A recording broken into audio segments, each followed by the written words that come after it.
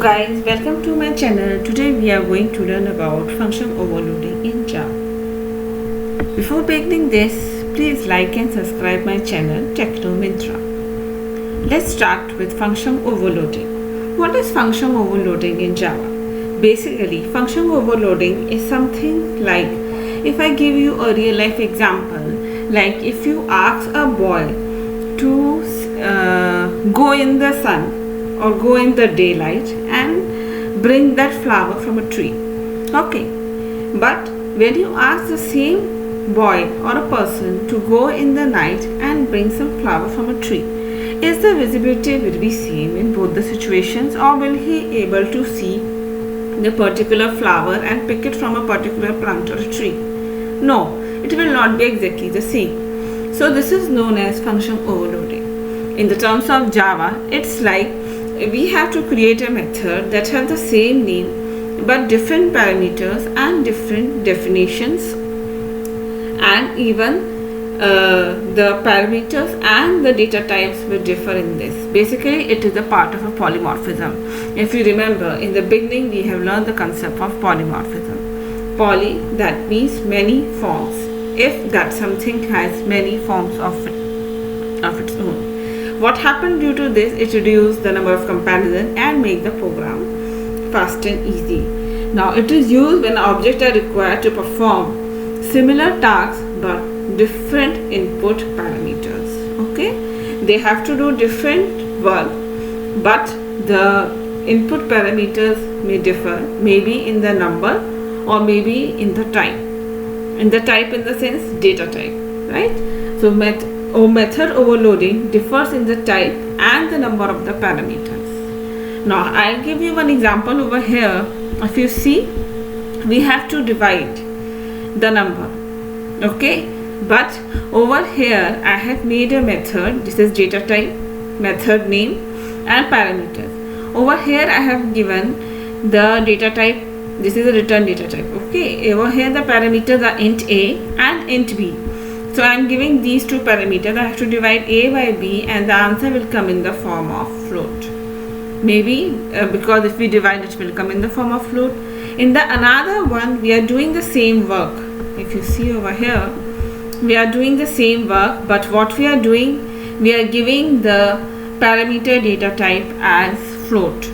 So this is, it differ in the data type. Both the definitions are same. If you see, both are doing the work of divide, but the return data type, maybe it can be same or maybe it can be different.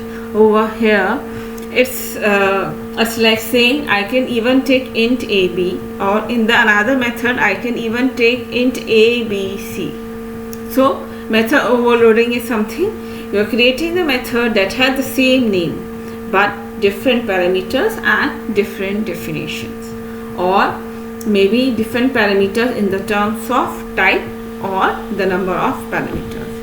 Let me show you one more thing. Suppose we have to perform the addition of a given number, but there can be any number of arguments. Arguments can be 2 or 3. For example, in order to accomplish this, I create one method by the name of sum 2 number, int and int. So 2 parameters are there inside, but in the another definition there are 3. You can see int, comma int, comma int. So this is also an example of a method overloading, right?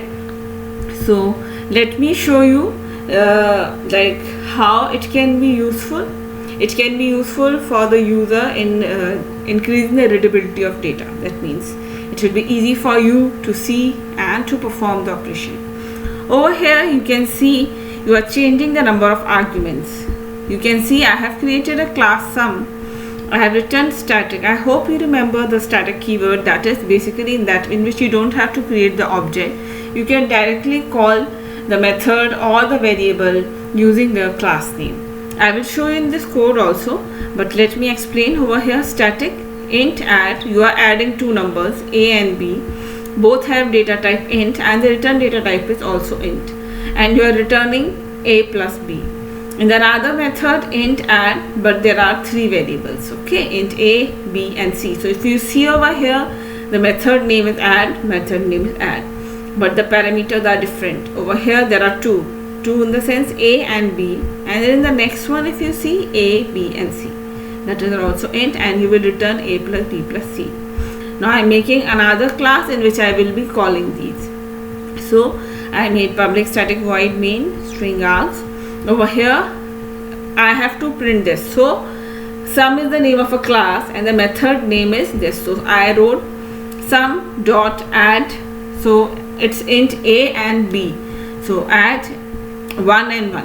I am directly giving the value and I am calling that through directly the class. I didn't make the object.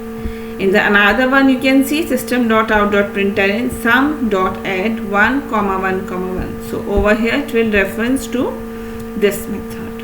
Okay. Now another one I am showing in which we are changing the data type. That means the number of variables may remain same, but the data type is changing. So over here I made a class sum. Over here I use static int add A and B, and I return A plus B. Over here I made static double. Did you see the change? Over here I have changed the data type of arguments.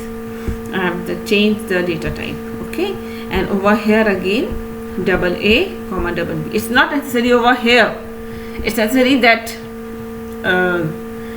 when we are taking the double, obviously the answer will come in the form of double. Okay, and again return A plus B. We are calling over here, so public static void main system.out.println sum.add 1, 1, and over here so it will call this method.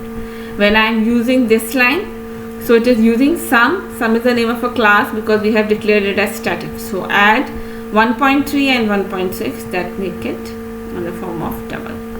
Okay, one more example I will show you of the strings. Okay, over here there are 3 methods. I made a class hello. In the first one I am printing the integer value, so it's public static void print int A. So method name is print int A. Because it is printing nothing, so I have written the data type as void. Again over here print, I have used string z as an argument, and the definition I have given system.out.println, and I am printing in string plus z. And the last one public void print, but the argument is different, it's byte b system.out.println. So in this particular video we have learned about the method overloading. What we are actually doing, we are creating the methods. We have learned in the previous video what are methods, what are classes and objects.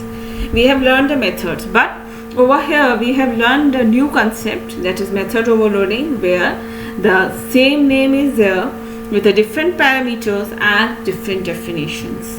Okay, that means and this even you can create the objects and call those. I have shown you through the I have shown the role of a static keyword over here in this particular video, right? So I think the concept of method overloading is clear to you all. So thanks for viewing my channel. Please like and subscribe it.